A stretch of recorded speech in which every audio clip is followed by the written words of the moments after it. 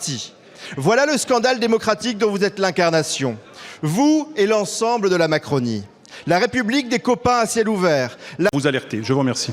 Merci beaucoup. La parole est à présent à monsieur Johan Gillet pour le Rassemblement national. Merci Madame la Présidente. Ma question s'adresse à Madame la Ministre chargée des comptes publics. Madame la Ministre, demain, vous serez nommée par le Président de la République à la tête de la Cour des comptes. Demain donc, vous devrez évaluer ce que vous et vos amis avez vous-même détruit. On peine à y croire, mais demain, vous serez donc juge et partie. La République des copains à ciel ouvert, la République de ceux qui savent qu'ils vont être sortis par les Français du pouvoir et qui, avant de partir, tentent de tout verrouiller. Madame la Ministre, le budget que vous avez défendu alourdit déjà la dette monstrueuse du pays.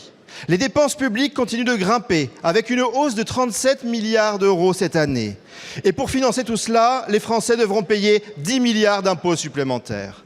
Et pour quel résultat ? Aucun problème majeur du pays n'est résolu.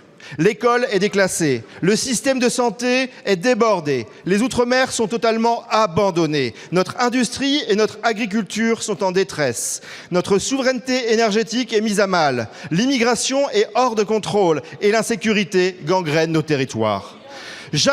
Jamais dans l'histoire de France, un gouvernement n'aura autant dépensé, autant prélevé, autant accumulé de dettes. Et pendant que les Français subissent votre chaos, vous voilà récompensés par cette nomination. Nommer une macroniste de la première heure à la tête de la Cour des comptes, c'est confier le contrôle de l'argent des Français à ceux qui ont vidé les caisses. Une honte, une audace, une provocation, une dérive illibérale. Alors ma question sera simple, Madame la Ministre. Et pendant que les Français subissent votre chaos, vous voilà récompensés par cette nomination. Nommer une macroniste de la première heure à la tête de la Cour des comptes, c'est confier le contrôle de l'argent des Français à ceux qui ont vidé les caisses. Une honte, une audace, une provocation, une dérive illibérale. Alors ma question sera simple, Madame la Ministre.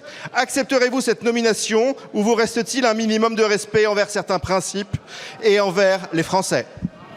La parole est à Madame Maude Bréjon, porte-parole du gouvernement. Ce n'est que moi. Merci Madame la Présidente. Mesdames et Messieurs les députés, Monsieur le député Johan Gillet. Allez, on écoute Madame la Ministre, allez-y. D'abord, la nomination de la première présidente, en l'occurrence Amélie de Montchalin, de la Cour des comptes, ça relève de nos institutions, de la prérogative du président de la République. D'abord, la nomination de la première présidente, en l'occurrence Amélie de Montchalin, de la Cour des comptes, ça relève de nos institutions, de la prérogative du président de la République. Que ça vous plaise ou non, vous n'avez pas gagné les dernières élections présidentielles, Monsieur Gillet. Voilà. Deuxièmement, vous n'avez pas de majorité absolue, vous n'avez pas de majorité tout court dans cette Assemblée. Vous n'avez pas de majorité de cours dans cette Assemblée et donc je vous invite à respecter là encore une fois, le pouvoir de nomination du président de la République. Et je vais vous dire pour ma part, je suis extrêmement fière que le président de la République ait choisi une femme compétente, première femme à devenir présidente de la Cour des comptes. Une personnalité politique et qu'on assume comme étant politique de grande qualité qui a largement démontré encore une fois ses compétences, sa capacité de dialogue avec l'ensemble des partis et des groupes politiques présents dans cette Assemblée, son respect du Parlement et je vous le redis, vous savez comment fonctionne la Cour des comptes. La Cour des comptes fonctionne avec une collégialité et c'est cette collégialité qui permet de garantir l'indépendance et l'impartialité du fonctionnement de la Cour. Voilà. Merci Madame la Ministre. Monsieur le député. Merci Madame la Ministre. Monsieur le député. Madame la Ministre, soyons sérieux.